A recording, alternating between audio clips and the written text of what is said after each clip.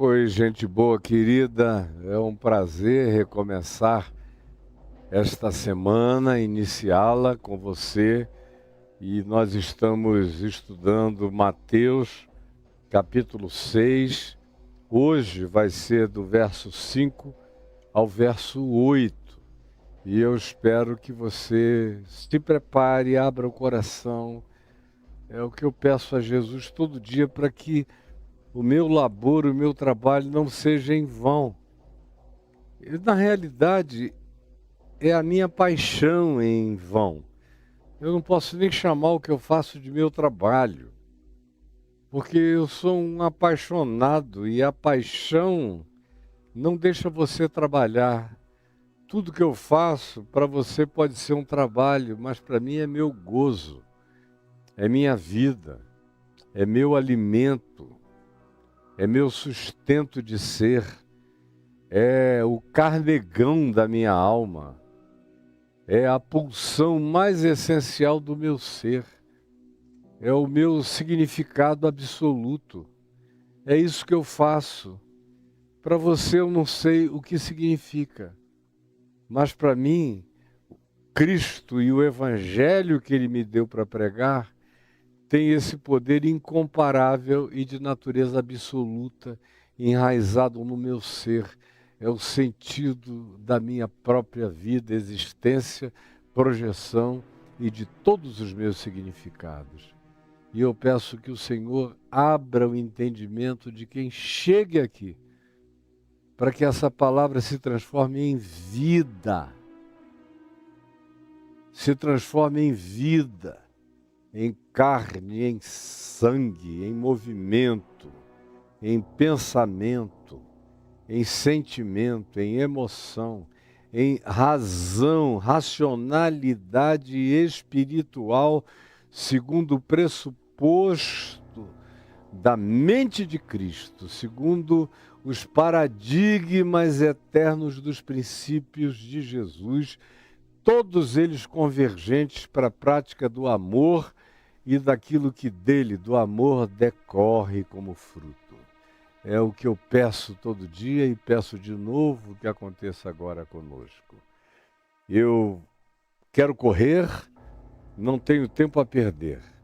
O verso 5, no prosseguimento do que Jesus vem falando, sobre os cuidados com o exercício da nossa piedade diante dos homens, para que ela não se transforme em plasticidade, em teatralidade, em performance, em vacuidade, em nulidade, total diante de Deus, total diante de Deus, é que ele diz: guardai-vos de exercer a vossa piedade, a vossa justiça, a vossa suposta espiritualidade diante dos homens, para os homens, para a percepção humana, social, com o fim de ser vistos, percebidos.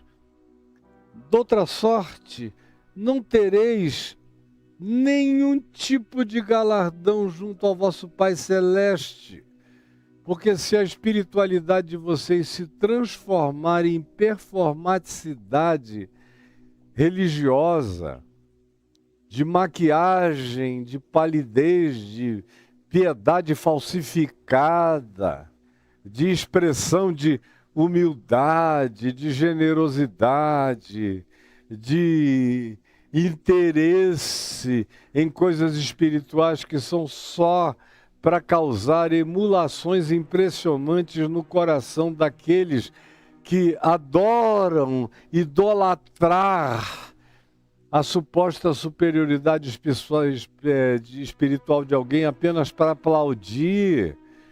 E não se torne você esse indivíduo que come aplausos, que vive de aplausos e de louvações e de incensamentos. Porque se você se tornar essa pessoa, isso é tudo que você vai ter. E acaba no dia que você morrer, ou do dia que você perder a possibilidade de ir para a rua, para a praça, para a sinagoga, para a igreja, para a congregação, para o palco do teatro das suas performaticidades. Esse é o resumo introdutório. Aí ele falou do dinheiro, da oferta, da esmola, do socorro, do ato de compaixão misericordiosa que se transforma em materialidade socorrista em favor daquele que precisa. E eu fiquei aqui 3 dias falando a respeito disso, está tudo gravado aí na plataforma do YouTube. E eu iniciei falando sobre oração, e é onde a gente está. E quando orardes, diz o verso 5, não sereis. Eu gosto de prestar atenção nos verbos simples. Presta atenção comigo. Quando orardes, não sereis. É impressionante, porque semelhantemente à esmola, que eu disse que o ato de dar, pervertida e falsificadamente, muda o ser, como Jesus aqui usa palavra semelhante para descrever essa mutação perversa que é a hipocrisia, que o mascaramento produz na gente, de modo que existe uma extinção identitária genuína dentro de nós pela prática da hipocrisia. Ninguém pratica a hipocrisia contínua, recorrente, consistentemente, sem que sofra uma alteração profunda, radical e às vezes imutável de caráter, quando se transforma num vício existencial horroroso, que é um dos mais condicionantes e perversos que podem alcançar a vida humana. Do mesmo modo que acontece com o dar, o doar, e o transformar isso num espetáculo de publicidade e marketing da sua espiritualidade, Jesus diz que a mesma coisa acontece com a oração, com o ato de orar, de buscar a Deus e fazer isso não por Deus, nem para Deus, nem diante de Deus, nem por causa de Deus, mas por causa do palco, por causa da fachada, por causa do desempenho, por causa da demonstração, por causa da vontade de impressionar, por causa do desejo de ser visto, percebido, aplaudido, entronizado, glorificado pelos homens que não sabem nem quem você é, a mentira da sua vida, a mentira do teu casamento, a mentira da tua paternidade, a mentira do teu olhar sempre impuro, lascivo, desejoso, cobiçoso de sorte, da ganância em todos os níveis. E aí você mostra uma vida para o lado de fora e se transforma apenas numa sepultura bem pintada, enquanto por dentro você é uma acumulação de corpos espirituais em estado de putrefação. Você é fétido, é podre, é o que Jesus diz, eu estou usando a linguagem dele. E em relação à oração não muda nada, é tudo a mesma coisa. Quando orardes, preste atenção, não sereis. Não sereis, porque a oração pode você ser para o bem, pode fazer você ser para o mal. A oração muda a gente, mais do que tudo. Eu aprendi isso muito, muito cedo, antes mesmo de me converter, na minha adolescência, convivendo com o reverendo Antônio Elias e a dona Maria José na casa deles, por causa dos filhos deles e dos amigos dos filhos e do futebol e da bolinha que a gente jogava na casa do Ricardo Boechat, que era vizinho ali ao lado, e de todas as outras alegrias que me eram oferecidas de convívio social no bairro de São Francisco, que se tornou um lugar da minha alma até o dia de hoje. Eu não só cresci, mas fui pastor muitos anos lá, e os meus filhos, tenho filhos que moram no mesmo lugar até o dia de hoje, como é o caso do Davi. Então, é lugar da minha casa. E eu aprendi com a dona Maria José, que gostava de repetir isso. junto com o reverendo Antônio Elias.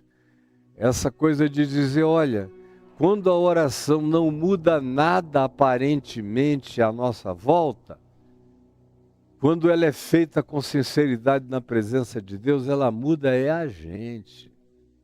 E eu me lembro que eu tinha 13 anos quando eu ouvi isso a primeira vez, e de lá para frente eu fiz todas as loucuras do mundo, mas esse princípio nunca saiu de dentro de mim.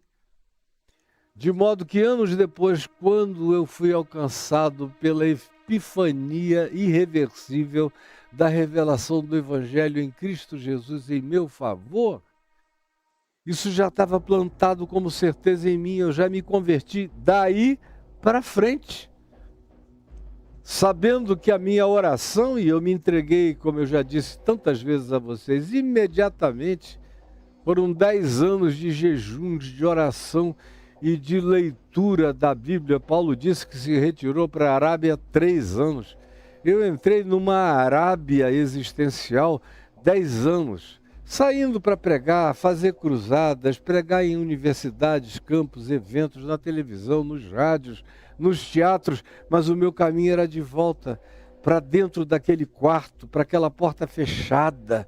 E aonde eu ia, para os lugares onde eu pregava, eu quase nem convivia com as pessoas que estavam organizando os eventos, nos ginásios, nos estádios, nos teatros, porque eu pregava, voltava para o quarto, me ajoelhava e ficava igual um camelo na presença de Deus. E intercessão foram os 2 anos que estabeleceram os fundamentos da minha consciência espiritual, do meu enraizamento e da natureza do meu ser até o dia de hoje.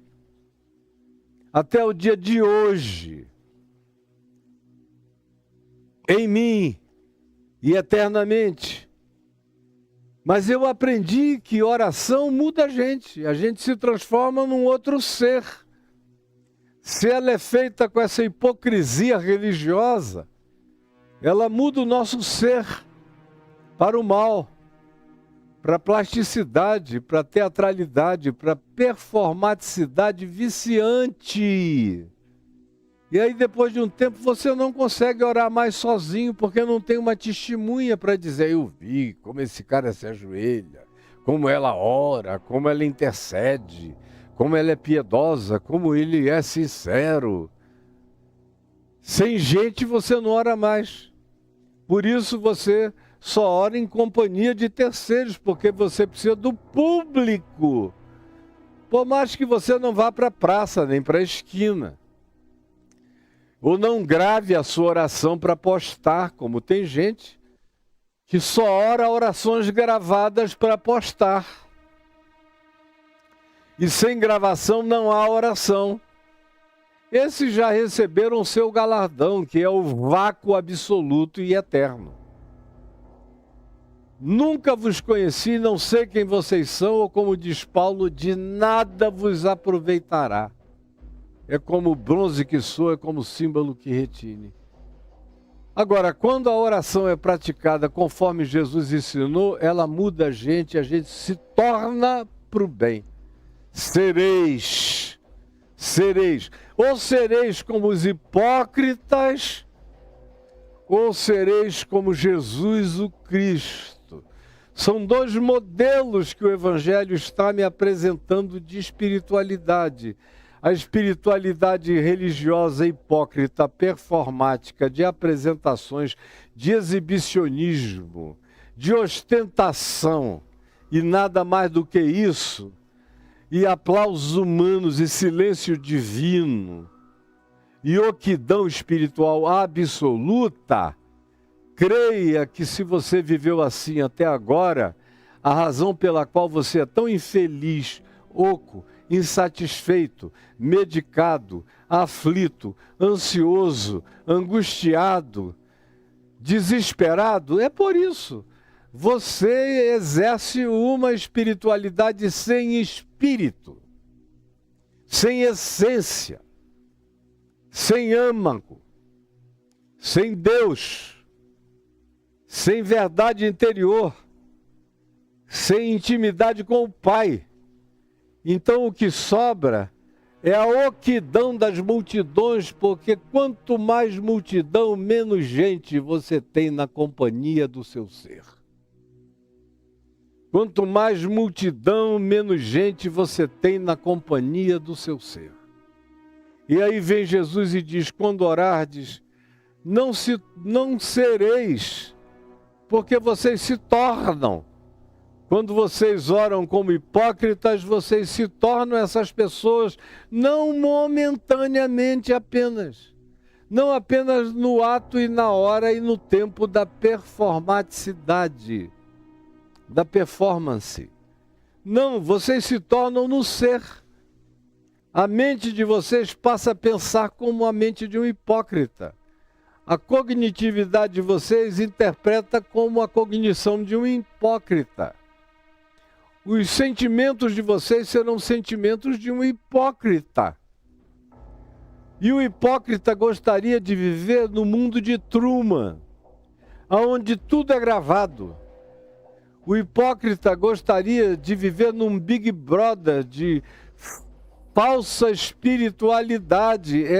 O desejo maior do hipócrita é que cada ato dele seja transmitido, seja visto, seja verificado, seja louvado, seja de algum modo aprovado e exaltado diante dos homens. E aí, quando a gente entra nessa, a gente vira isso. Para sair disso, só muito cacete do Espírito Santo batendo, esfolando a gente, descarnando a gente, escalpelando a gente, para ver se sai essa casca dura da hipocrisia e para ver se a gente recupera a ressensibilização humana, o que é uma coisa dificílima. Por isso, não tem ninguém mais difícil a ser convertido ao verdadeiro Evangelho de Cristo na face da terra do que o religioso. E na sua religiosidade, os mais hipócritas são os mais inconversíveis, são os mais intransformáveis, são os mais impermeáveis, são os mais difíceis, como eventualmente a sua mente se tornou. Quando orardes, não sereis como os hipócritas, porque se vocês orarem como os hipócritas vocês serão. E vocês se tornarão. E isso vai virar caráter, pensamento, mente, atitude, comportamento, ação. Isso vai virar você. O caminho mais rápido para a hipocrisia é a falsa espiritualidade. O caminho mais rápido para a hipocrisia é a falsa espiritualidade. Repita comigo. O caminho mais rápido para a hipocrisia é a falsa espiritualidade. Repita de novo comigo, em voz alta, aí onde você estiver. O caminho mais rápido para a hipocrisia é a prática da falsa espiritualidade.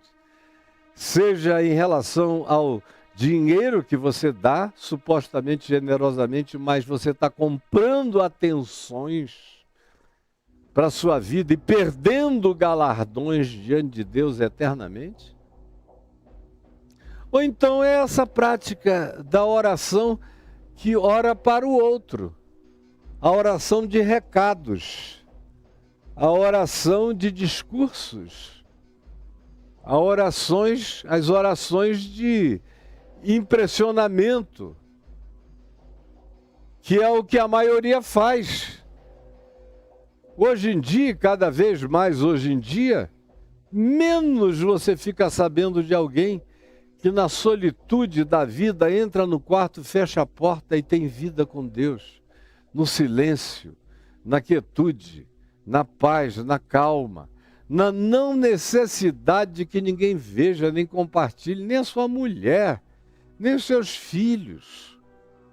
Eu tenho um momento de orar com a minha mulher, mas eles estão longe de serem os momentos da minha oração, porque eu oro o dia inteiro, o tempo todo. Ontem, por exemplo, eu fiquei quase 4 horas no dentista com a boca aberta. orando, orando e orando, boca aberta. Aí eu comecei a fazer coisas que eu tenho feito já tem algum tempo na vida, na minha inspiração e expiração. Inspirando, assim, inspirando com uma sílaba suave em mim, dizendo G, G, G.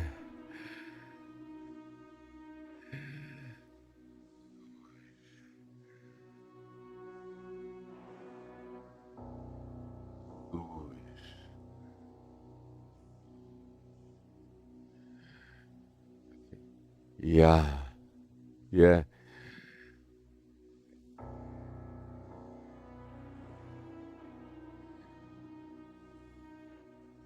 Já, já, já, é. E, o, ah, boa. Só que a minha médica não ouvia, ninguém ouvia, só eu. O inspirar era um. Ah, o soprar era um. O inspirar era um. E o soprar era um. Diave. O inspirar era um. E o expirar era um. Mas isso sem ninguém ouvir, só se tivesse um microfone na minha garganta para detectar. Isso é um exercício básico da minha mantra pessoal, enquanto a minha mente fica rodando em torno dos temas da minha intercessão. Com esse nome, essa mantra santa, como respiração, inspirada no Salmo 150. Todo ser que respira. E eu decidi alguns anos atrás transformar minha respiração numa mantra de confissão e de invocação silenciosa que ninguém ouve e ninguém vê.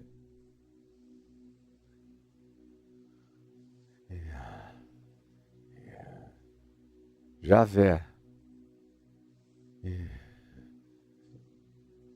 Jesus. Senhor. E dentro de mim um volume de intercessão. Então, essa é minha, totalmente minha. Cada um desenvolva os seus modus operandi de fazer o círculo da oração, fazer um ciclo vicioso, que Paulo chama de orar em todo tempo no Espírito. Que para mim também, eu aprendi por mim mesmo e para mim mesmo, a fazer os meus pensamentos viajarem por dentro da minha oração, mesmo quando eu estou zangado. Como recentemente eu tive um momento de umas 2 horas de muita zanga e chateação.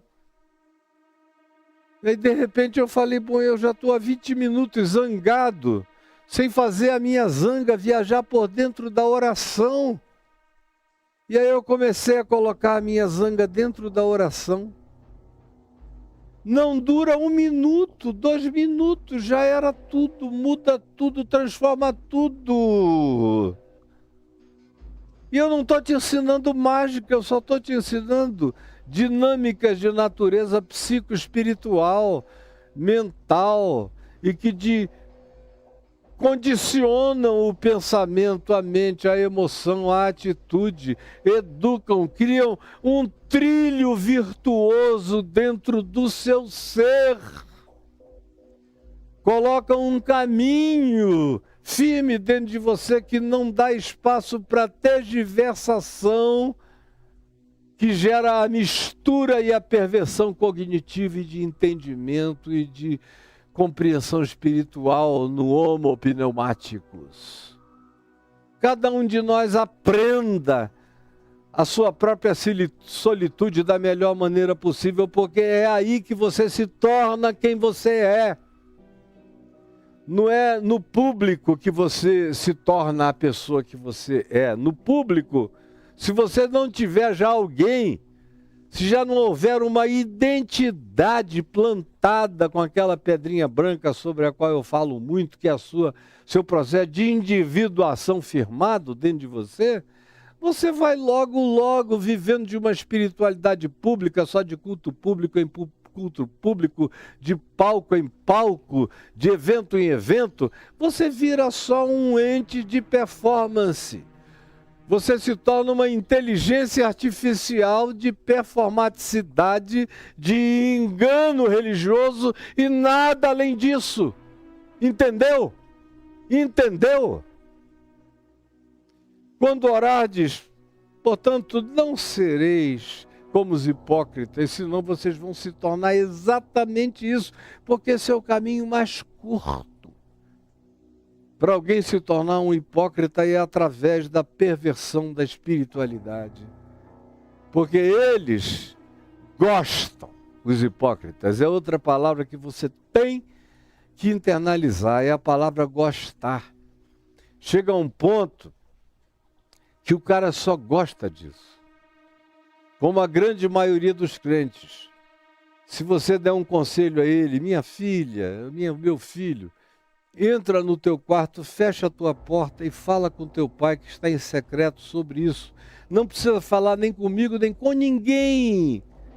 Não precisa pedir oração pública em lugar nenhum, que a oração pública é outro artifício, é outra armadilha, é outra arapuca. Em nome da piedade pública, o cara vai lá e diz que ele está preocupado, ou que ele quer interceder por alguém que está passando um problema muito grande, aí ele fofoca contando a história da pessoa em nome de um pedido de oração. Tudo isso que vocês fazem já no hábito. O que eu estou dizendo aqui, que é a naturalidade do Evangelho, para vocês, para muitos de vocês, já é a anormalidade. Porque vocês naturalizaram a hipocrisia dos fariseus na prática das diversas manifestações de espiritualidade de vocês. Então não sereis como, porque se fizerdes assim, sereis como? Tornar-vos-eis como eles. Não vos diferenciareis deles, é o que Jesus está dizendo. Porque eles gostam. Eles gostam.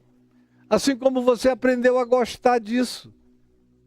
Tanto é que você não gosta de nenhuma reunião que você chame de intimista, onde hajam 2 ou 3 no máximo reunidos em nome dele, como ele falou, em harmonia, em oração, em perdão, em graça. Não, isso não te serve.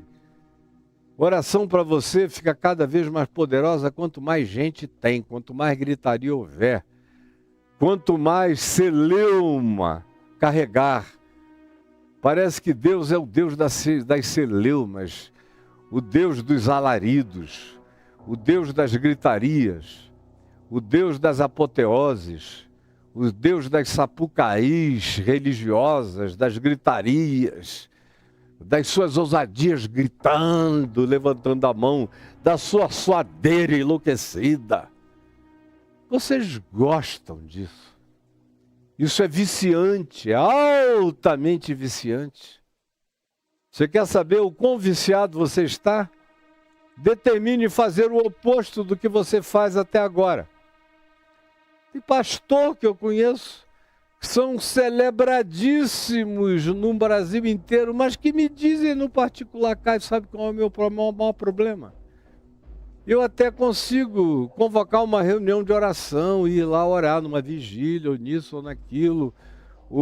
Depois, na pandemia, agora tem muitos pastores que fazem reuniões de oração através de plataformas de oração, de Zooms ou de outros do gênero.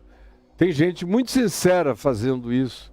E eu estimulo todos os que eu vejo que fazem com sinceridade, mas há uma multidão que só está na performaticidade. E aí, quanto mais eles oram, como diz o ditado popular, mais assombração aparece, porque aquela oração e nada é a mesma coisa. É quase uma invocação às presenças que habitam o vazio do espírito. A oquidão, a casa varrida e ornamentada, sem presença dominadora do mais valente Cristo morando em mim. Essa vaziez bem mobiliada é o lugar ideal para presenças malignas satanizadas. Cuidado, porque isso desperta gosto. E quando a gente aprende a ter gosto nesse tipo de espiritualidade, o cara diz, não, eu só vou para esses lugares. E quando ele tem vergonha de dizer que ele é assim, todavia, a gente sabe que ele é assim pelas escolhas que ele faz. Ou como quando ele opina e diz, não, eu não gosto daquela igreja ali, porque eu chego lá, todo mundo ora tão silenciosamente que parece que Deus não está presente. Porque o Deus dele não é o Deus de Elias. O Elias da carruagem de fogo, do fogo que desceu sobre o Monte Carmelo, e depois correu para o Monte Horebe, com medo de ser morto por Jezabel, e quando chegou lá, veio um terremoto que tremeu o monte todo, e ele mesmo diz, mas Deus não estava no terremoto, na pentecostalização do fenômeno do terremoto. Depois passou o terremoto e veio um vento tão poderoso, que era tão forte, que fendia, quebrava, despedaçava rochas no Monte Horebe. E o Elias do fogo, da carruagem de fogo, dos milagres, todavia diz, mas Deus não estava na tempestade, nem no vendaval, nem da demonstração daqueles poderes que nem as pedras suportavam e rachavam. Até que, de repente, no silêncio de tudo, se ouviu um...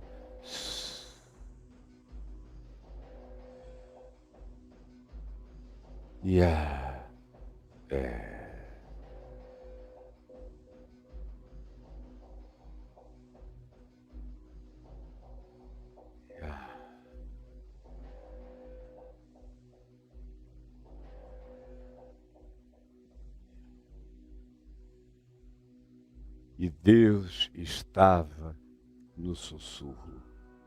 E Deus estava no sussurro. Mas vê, se as igrejas que fazem campanha de Elias largam qualquer coisa a não ser fogo do céu para matar os falsos profetas de Baal. É tudo onde eles ficam, porque a espiritualidade, quanto mais se aproxime do padrão de Jesus no Evangelho, do silêncio, da porta fechada, da quietude, do silêncio, da intimidade, do falar com Deus, ou do não dizer nada, porque apenas se abre como um flagrante exposto, no arreganho do seu ser sincero, na presença daquele para quem você existe nu, por fora, por dentro, no seu inconsciente, aonde quer que haja um você, em você, aí Deus está. Cuidado, portanto, para não aprender a gostar do que Jesus desgosta. E na nossa prática espiritual, a maioria de nós se viciou em gostar daquilo que Jesus desgosta. Daquilo que Jesus diz, não sejam, não façam e não pratiquem. Não sejam, não façam e não pratiquem. Interessante que ele encontra com prostitutas e ele denuncia a prostituição dos que pagam pelas prostitutas, porque a prostituta é só uma faminta. Olha, eu conheço prostituta desde a minha infância, mas muitas, elas me adoram, me amam até o dia de hoje. Garotas de programa, me respeitam. A vida inteira. E eu nunca vi uma garota de programa dizer, ai, que bom que eu tenho um programa. Ai, meu Deus, vou ter que fazer um programa com aquele cara, mas eu estou precisando do dinheiro. É tudo dinheiro.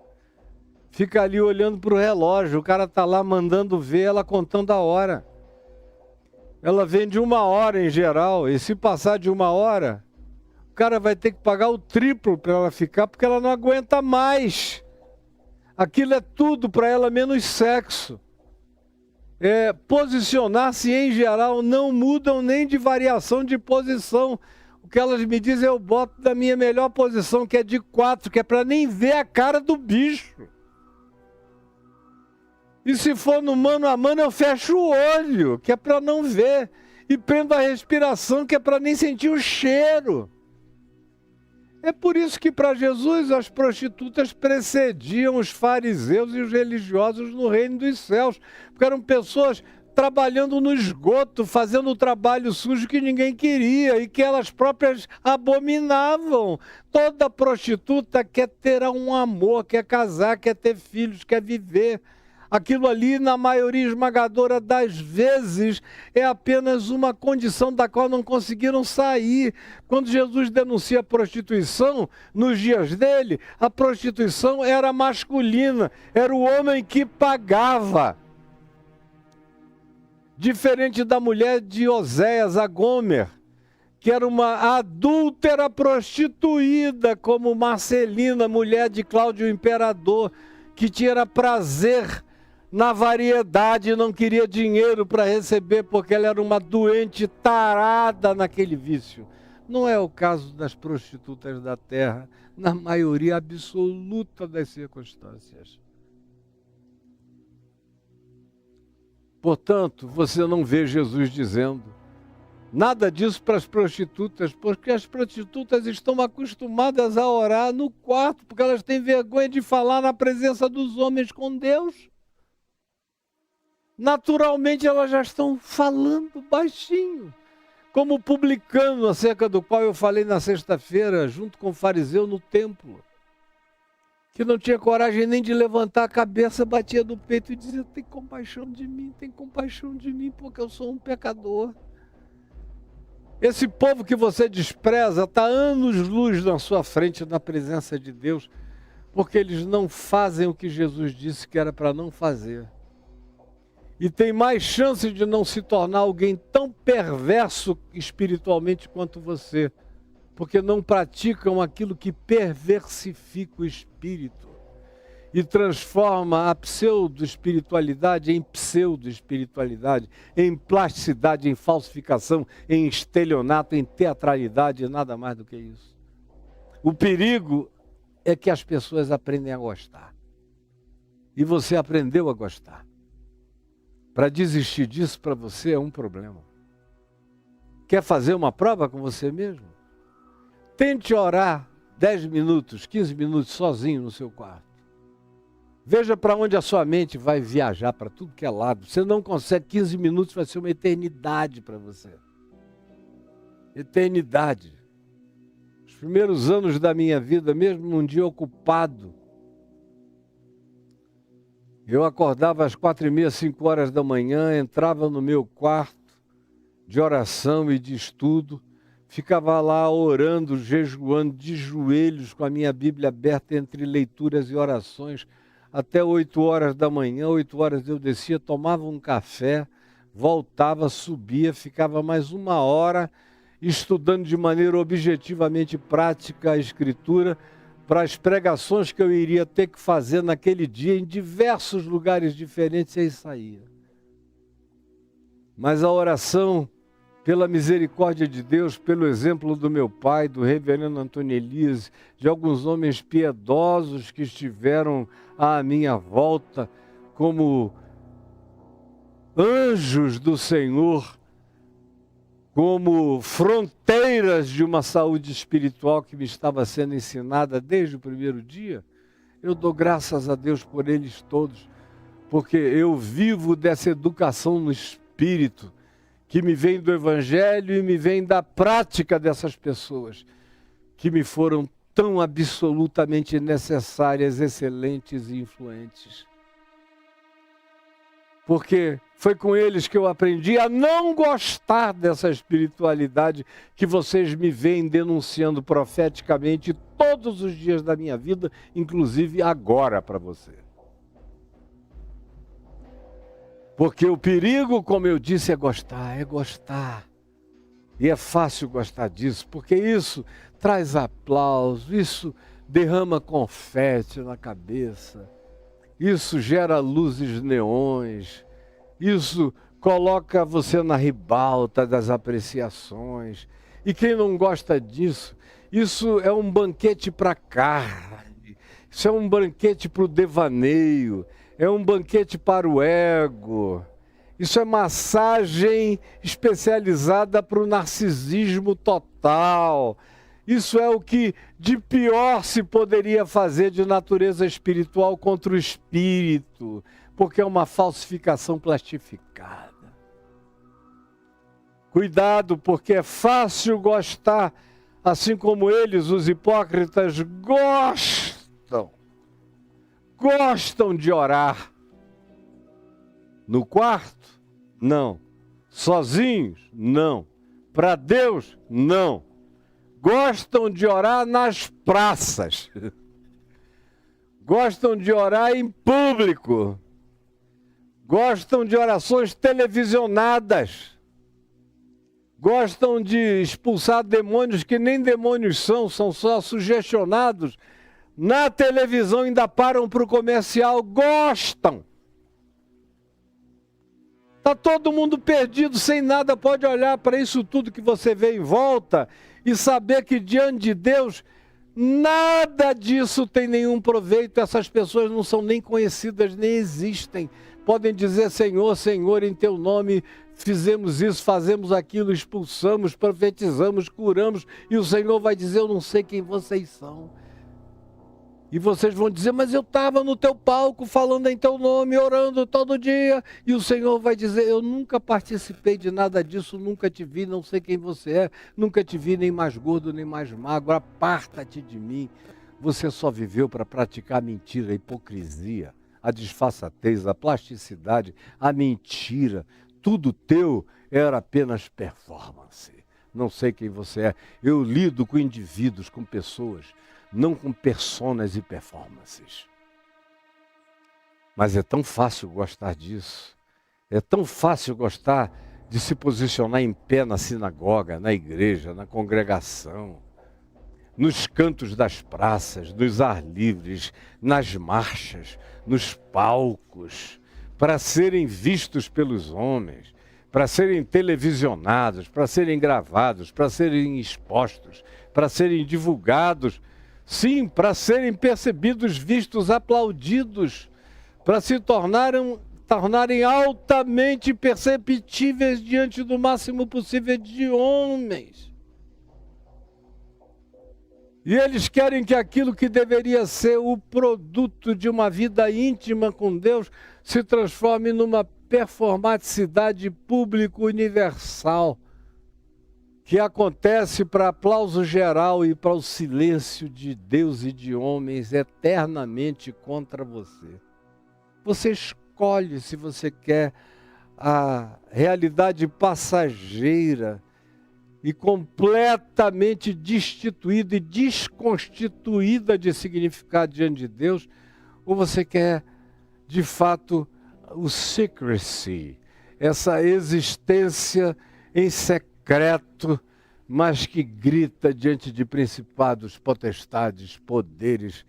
E quando você abre a porta, você sai com o coração iluminado e todos os seres e dimensões dos mundos invisíveis e do mundo visível percebem que ali vai alguém tomado por uma glória interior extraordinariamente incompartilhável. Cuidado, porque é fácil gostar do que destrói você.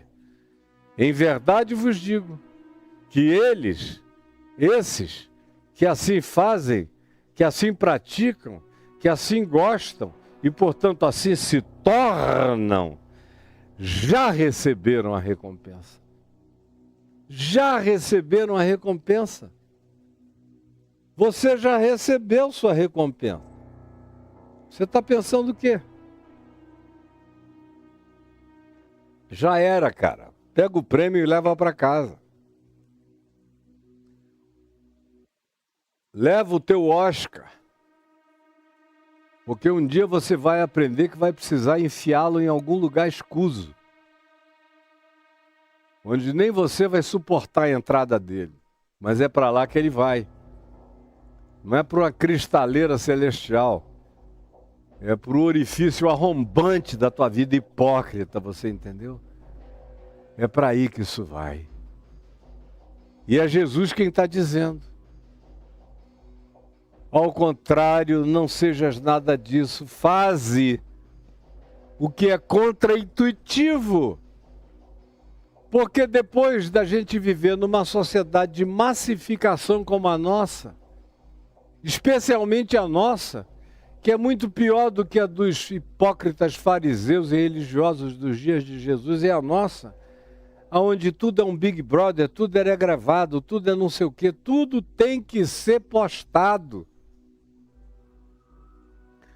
Se o cara começa a chorar, ele já quer que alguém esteja gravando, ele fica zangado se ele chorar à toa e ninguém gravar. Vai me dizer que não é assim. Eu sei quem você é, cara. Porque eu conheço esse espírito. Antes de você nascer, ele já existe no mundo desde sempre. Ao contrário de Jesus, pratica a contra-intuitividade do Evangelho. O Evangelho é contra-intuitivo. A alma humana quer publicidade, o Evangelho quer silêncio, quer segredo. Por isso, em Mateus 11, se citando Isaías, no capítulo 57, se diz: não se ouvirá o grito da sua voz nas praças. Falando de Jesus e dizendo que Jesus pedia às pessoas não o exporem à publicidade para não criar uma impressão falsificada de sua própria realidade. Apenas como um curandeiro, que era tudo que ele não era e nem queria ser. Não divulgue, não contem a ninguém, não precisa falar. Não vai para o meio da cidade, vai para um lugar quieto, não precisa divulgar. É que as pessoas não aguentam e saem gritando por aí, mas ele mesmo não queria para se cumprir o que dissera o profeta Isaías: na praça não se ouvirá o grito da sua voz.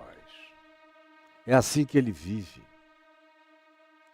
Quando Jesus fala mais alto, é de caso pensado. João 7, lá na festa dos tabernáculos, quando ele se levanta e diz em alta voz para todo mundo ouvir: quem tem sede, vem a mim e beba. Ou em Mateus 23, quando ele derruba a mesa dos cambistas e exorta veementemente os fariseus e os hipócritas. Mas são poucas as vezes em que você diz que ele ergueu a voz. Ele fala com voz natural e quem quiser se aproxime dele e ouça. Quem tem ouvidos, ouça. E se aproxime para ouvir, se aconchegue para ouvir.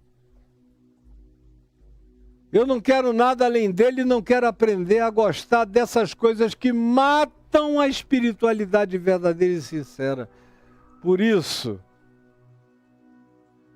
tu sejas diferente, tu porém, contrariamente a isso, tu adversativamente a isso, tu contraintuitivamente em relação à intuição dessa perversão, manifesta-te diferente, portanto, quando orares, entra no teu quarto, ou vai para o deserto, ou silencia em algum lugar de pacificação, busca a tua interioridade e a tua solitude. O que é insuportável para você que é viciado em gente, multidão, apreciação, olhares, aplausos, está todo mundo doente. Como diz o profeta Isaías do capítulo 1, Da planta dos pés ao alto da cabeça não há nessa geração coisa sã, senão furúnculos, tumores, pus, doenças, envariolamentos perniciosos para todos os lados, coisas para serem espremidas. Eles se tornaram num pus ambulante, mas não querem se enxergar. Jesus disse: se você não quer ser assim, não seja assim. Seja como eu estou te ensinando a ser. Tu, porém, quando orares, quando tiveres essa pulsão do tópico específico da oração, da intercessão, do derramamento do teu ser na presença de Deus, do abrir e do escorrer da tua alma indistinta e indiscriminadamente, livre e soltamente na presença de Deus, fecha a tua porta, impede as visualizações, não fala nada para ninguém, fica quieto. Eu aprendi com meu pai, por exemplo, que era capaz de guardar uma oração durante anos e anos e anos e te contar décadas depois. Décadas depois, não tem pressa. Meu pai, que vem em secreto, me recompensa. Às vezes ele contava só quando o que ele orava e pelo que ele pedia se cumpria de maneira total, clara e irreversível. Aí, muito discretamente, ele dizia: desde o dia tal, no ano tal, que eu venho orando todos os dias por essa situação. Demorou 10 anos ou 15 anos, mas eis o que o Senhor trouxe como solução. Está ali. Tu, porém, quando orares, entra no teu quarto e fecha a porta. Orarás a teu Pai. Orarás a teu Pai. Diferentemente disso, é aquele cara que só conversa com o Pai nos banquetes. Ele desse lado da mesa, uma mesa de 30 metros, ele na outra ponta e fica conversando com o Pai. Pai! Obrigado aqui por essa comida, viu, Pai? Vou te mandar a mensagem no celular, tá, Pai? Porque não dá para ouvir, a multidão é muito grande, é muito barulho. A maioria se torna patética assim diante do Pai que está nos céus. Você está falando com seu Pai, orarás a teu Pai que está em secreto, que habita o secreto, a sutileza, o silêncio, a quietude. E teu Pai que vê o teu secreto, que sabe o teu secreto, diante de quem tu és um flagrante, exposto e absoluto, teu Pai que vê os segredos do teu coração e da tua alma te recompensará. E hoje é aqui que eu vou parar, pedindo a ti, Jesus, que eu que li, como quem lê para deficientes visuais que não sabem braille, a linguagem dos deficientes visuais em braille, pessoal, que eu fiz, eu te imploro que essa palavra tenha entrado como nunca entrou no coração de alguém em quem ela nunca penetrou e produza a transformação que pode nos salvar de nos tornarmos seres extintos, seres que quando morrerem desaparecerão e serão nada, nem uma sombra, nem memória, nem lembrança, nem nos céus, nem na terra, nem debaixo da terra. Irão apenas para o Seol do coisa nenhuma, para a sepultura do nada. Salva-nos disso, eu te imploro, em nome de Jesus.